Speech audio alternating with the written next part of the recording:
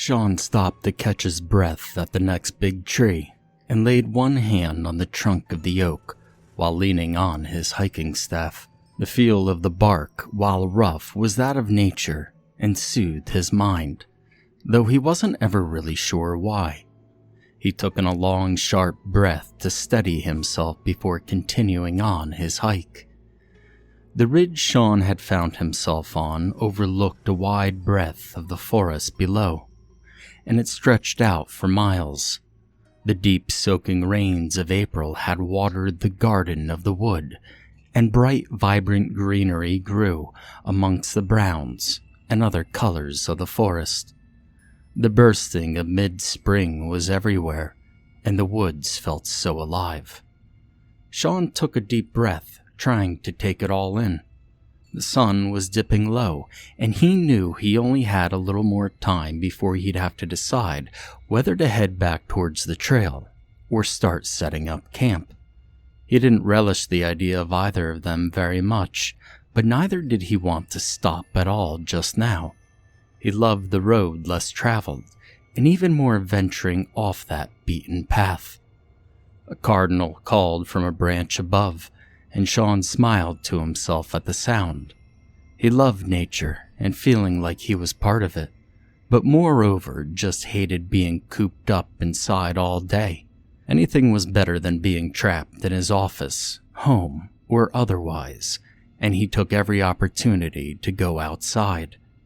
He spent the better part of the last 10 years working IT, and while he was good at it, very good, the grind of it made him long for a different career.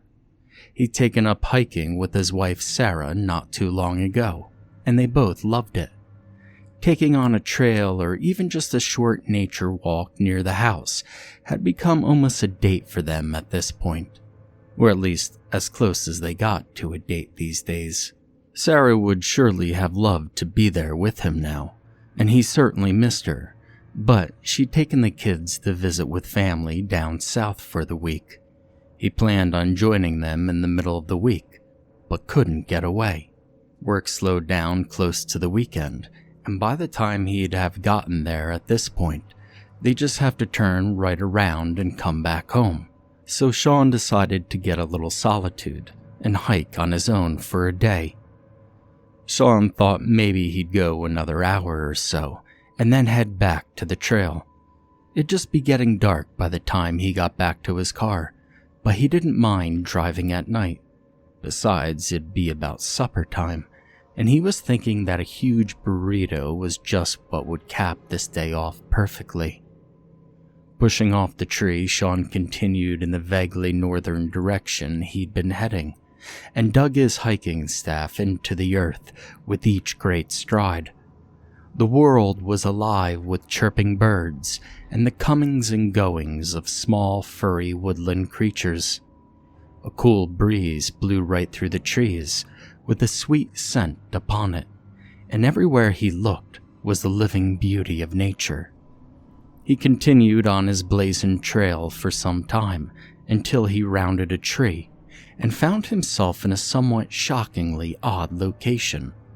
The trees abruptly stopped as the ridge he'd been traversing along tapered into a sharp, rocky cliff. At the edge of that cliff was some kind of human-sized standing stone looming over the forest below, like some dutiful, eternal sentinel. Sean's eyes went wide at the sight of the place, and he edged a little closer to get a glimpse of the view beneath the stone. It was a sheer 50 or so foot drop from the lip of the cliff to the ground below, and so he didn't bother to chance getting closer to the edge. Instead, he gazed out over the trees again, trying to recapture the earlier moment, but couldn't quite find that magic, as he kept getting distracted by the stone. Sean's face screwed up in confusion as his eyes drifted over to the somewhat bizarre monolith. It hadn't occurred to him until that moment that it was, in fact, not at all a natural formation. Someone had placed the stone here, and it couldn't have been easy. He wondered briefly if it might be a Native American site of some kind, and wondered even further how many people it must have gotten to get out here, especially without it falling. He was suddenly overcome with the odd feeling that he wasn't supposed to be there just then. That he was, in some way or another, trespassing. He also realized that despite his best efforts, he'd lost track of time. He turned around and saw the sun setting low in the west, swearing quietly. He'd never make it back to his car before night set in at this point, and he didn't like the idea of trying to find his way back up to the parking lot in the dark. He resolved to at least find the trail, then set up his tent as quickly as he could before it got too dark to see. Sarah and the kids wouldn't be back home until late the next day, so it wasn't like they would even miss Sean if he didn't make it home until morning. He turned around and quickly headed back down the ridge the way he'd come from. If he was lucky, he might even have time to get a little fire going and maybe roast some of the hot dogs he'd brought with him. If he was honest with himself, he had likely at least expected that he'd had stayed out too long, which was why he'd brought the mini tent and food with him. Normally, he counted on Sarah to keep track of time, and in the back of his mind, he must have known he wasn't going to remember. She was definitely going to tease him about it when she got home, if she wasn't plain mad at him for hiking on his own to begin with. He came to a bush that he'd remembered seeing before, and paused to get his bearings. It was probably another hour or so back to the trail, so he had to hustle, but he didn't want to take a wrong turn and get lost. He spotted a little earth mound he thought he recognized to the south, and decided to head for it. As he reached the hill, he nodded, knowing that he had, in fact, seen it before. And that's when he heard it, a shuffling in the brush and the grass behind him. He spun in a panic, not sure what it could be, but saw nothing. He could tell that it couldn't have been more than 20 or 30 feet behind him, but he still couldn't see anything. Not an animal or a fallen branch, or, God forbid, a person. There was nothing there. Sean eyed the area that the sound had come from for a long time. He just walked past there and hadn't seen or heard anything. He kept hoping for a raccoon or a squirrel to pop out, but it never did. After a few more seconds of waiting, he turned away from the area abruptly and headed south towards the trail again with increased speed. He kept telling himself that it was just a bird, chipmunk or something like that, but glanced back from time to time just the same. The crunch of his boots and the thud of his walking stick, sounds which had moments ago been innocuous to him, seemed so very loud now. He knew that it was probably nothing, just an animal that had moved, and took off faster than he could turn around, but it didn't stop him from feeling a little unsettled. He hated feeling vulnerable and apprehensive when he'd been feeling so great just a little while ago, and tried to shake it off. He reached a clearing that he knew somewhat well, having come off the trail to it many times. It was sort of a starting place for him when he did this kind of off-the-beaten-path hiking. He'd find his way there and pick a direction and go. It had already gotten pretty dark, and he considered just stopping there for the night to make camp. He took off his pack to give his back a breather and took a quick swig of water from the bottle on the side of it. He drank down about half the bottle before he paused, remembering that he needed to hold on to some of it because he wasn't going to be able to get more before tomorrow. As he was screwing the cap back on to the bottle, another noise echoed off the trees to his left. This time, it wasn't just a rustling, and it wasn't a small sound. A branch had snapped sharply, which meant something large enough to snap a branch. Sean turned and scanned the trees, but in the darkening light of sunset, he couldn't see much of anything. He found himself hoping that, no matter what it wasn't a person. Animals he could deal with. A deer, even a big buck, or even something really dangerous like a black bear or a cougar were all things he could handle. Things he knew exactly what to do about. People were far more complicated and far more concerning. He didn't bother taking his time to look now, but put his bottle back into his backpack, threw it over his shoulder, and moved with lightning speed as far away from that sound as he could. The way he knew back to the trail from the clearing was circuitous and took him back into the direction of the snapped branch. Instead, he took what he hoped was a more direct route to the hiking path, though he'd never gone that way before. At this point, Sean didn't even care if he came out of the woods further along the trail as long as he found it, and soon. Whatever or whoever was out here likely wanted him out of whatever they perceived was their territory, and he was happy to oblige. They'd likely not bother him once he hit the trail, and once he hit it, he was going to run straight down it until he couldn't see, and then set up his tent. As he left the clearing, he swore he heard someone call his name, and spun about, right at the edge of the tree line. Nothing. He flipped his hiking staff so that the sharp end was pointed forward, and told himself that it was out of instinct, but he knew it was a lie. "Hello?" Sean asked the darkening clearing in confused apprehension, but it didn't answer back. Without another word, Sean pressed onward, trying to keep the setting sun on his right as he went. He kept thinking about the stone pillar and wondered if it was some kind of marker or territorial boundary. Had he stumbled into some kind of gang thing? He doubted it. But then what the hell was this? How did they know his name? Had they been watching him and Sarah hike here before? It surely wasn't anyone they knew. None of their friends liked hiking, and many of them didn't know they were hikers. It was a newer hobby for them. He tried to just push it out of his mind and kept moving.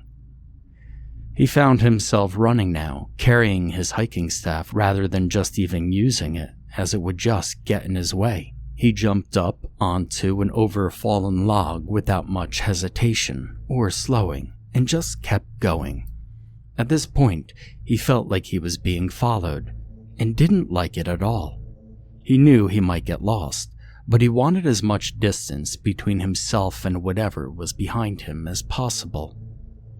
Sean paused for just a moment next to an old ash tree and took a breath, but only a short one. He then immediately went to his pack and took out his headlamp to put it on. He didn't turn it on just yet, as it still wasn't dark enough to need it, and he worried that it might draw attention. That's when the strangest sound he'd ever heard echoed out of the trees back the way he'd come from. It was a bizarre combination of noises at once. A wounded animal and a man murmuring. There were no words, just incoherent gibbering. Sean dropped his hiking staff, reached for his backpack, and pulled it to his side to remove his Smith & Wesson from his hidden pocket. He racked the slide sharply, hoping that, if it was a person, they'd hear it and back off. The only response he got was a chill breeze that rattled the tiny branches of the shorter trees together and made his hair stand on end. He bolted from the ash tree and ran full tilt away from the horrible sound, forgetting his staff and almost dropping his bag as he went. He didn't know which direction he was going, and a part of him didn't seem to care as he tore through the underbrush with abandon. He realized then that he was panicking and tried to force himself to slow down and calm down before he made a bad situation that much worse. Dusk had finally set in, and Sean realized that he wasn't even sure where the sun was anymore. Every direction seemed the same, and the forest had become a maze of unfamiliar trees. He retraced his steps and tried to remember where he had been when he stopped, and which direction he'd run in relation to that. He realized that while he'd been heading pretty much straight south towards the trail, he'd accidentally turned east when he ran. This wasn't that bad, because the trail ran east to west. Sean knew that whoever or whatever was behind him, he'd put some significant distance between them, as he'd not heard the sound of pursuit, and anything trying to keep up with the speed that he'd been going would had to have made some noise. He shook his head roughly as his mind drifted into figuring out what it was. He didn't have time for that now. Getting away was the priority. He abandoned all thoughts of camping, and was even contemplating dropping his tent to retrieve it later. He knew that when he made it to the trail, he'd be following it until he got to his car, dark or not. He thought about heading straight south again, but reasoned that he still didn't know how far it was to the path. If he went straight south, he might be traveling well into nightfall, only to have to hike the length of the trail in total darkness. "Daddy?" The voice of Lori, Sean's young daughter, called off from his right. He turned towards the sound, suddenly in a whole new world of panic. How had she gotten here? Why wasn't she with Sarah? Had she followed him somehow? Were they all here? He dared to hope for a moment that it was all some kind of terrible joke, but he knew almost immediately that couldn't be true. Sarah would never have let the joke get past the loaded firearm. A sense of dread seeped into Sean's mind then, far more intense than the simple fear and panic he'd experienced so far. He knew. Somehow he knew in his heart that it was critical that he not answer back to the call, that he not call out for Lori, because if he did, he knew that he would never see her again. With some effort, Sean pulled his thoughts back to his worried pathfinding. He imagined the trail off to the south and reasoned that, however far it was, if he kept moving in a roughly southwesterly direction, he'd run into it eventually. Since that was the shortest distance between him and his car, he opted to do just that. He chanced to glance back in the direction he'd heard Lori's voice, and immediately wished that he hadn't.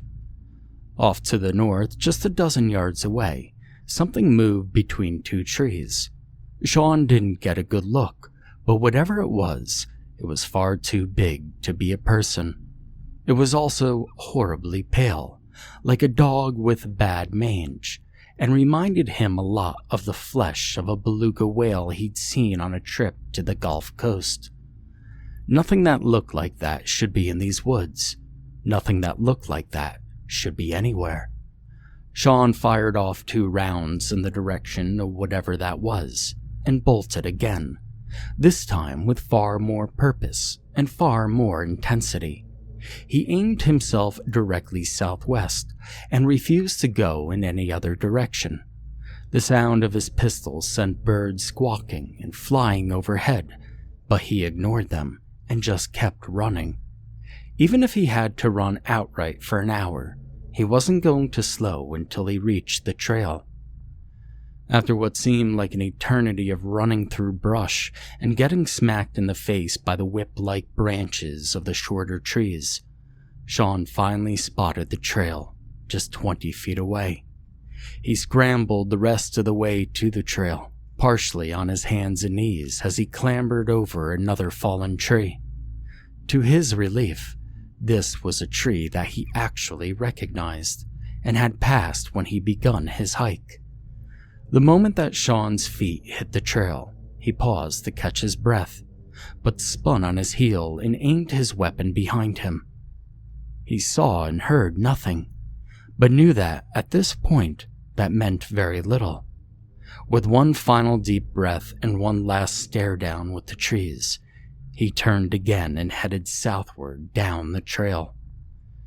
It was finally starting to get truly dark now, and he was starting to have real trouble seeing. He switched on his headlamp to conjure a beam of bright pale light which allowed him to at least see the path in front of him with clarity. Unfortunately, his peripheral vision had now become much darker, and he feared something creeping up on him from the side of the trail. So he made sure to glance northward from time to time to make sure. It felt like it had only been about a half an hour since he'd reached the trail, but he wasn't sure. And that's when he remembered his phone, and felt like an idiot for not setting some kind of alarm on it to remind him it was time to leave. If he had, he might not even be in this messed up situation. He also remembered that while his phone's GPS was pretty useless out in the wilderness, it did have a digital compass, which could at least confirm that he was going the right way. Sean whipped his back around again, but didn't stop walking as he groped for his phone in the front pocket. When he got it out, he found the compass app, and then got it open. When he read the screen, his heart sank. According to the phone, he was currently headed west, further up the trail. But that couldn't be right, because he'd run into the trail while heading southwest. Sean stopped on the dark path to try and figure it out before he took himself even further from his car. The compass dial clearly pointed to his right, indicating that north was in that direction, and so west was in front of him.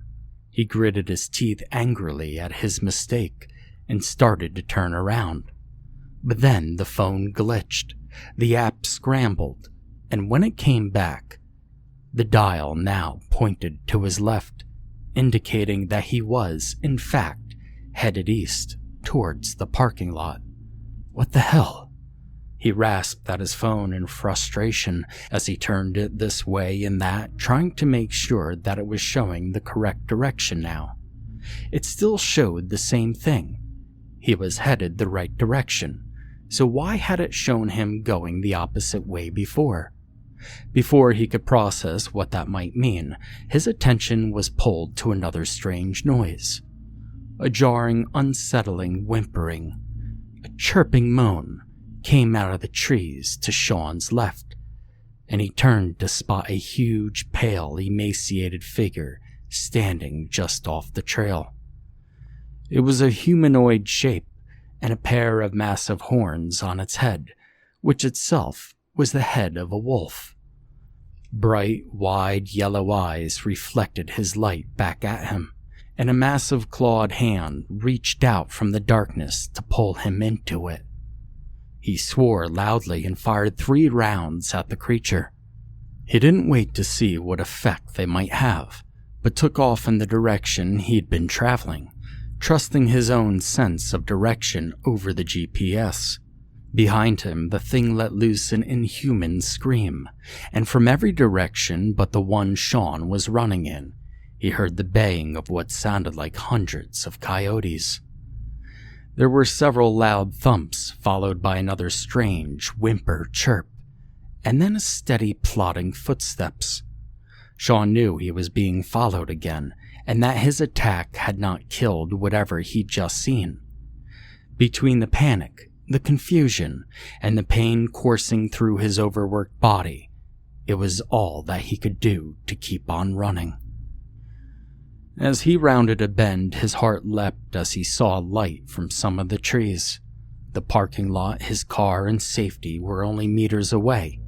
He doubled down, powering through the pain, and forcing his legs to pump harder and pick up speed.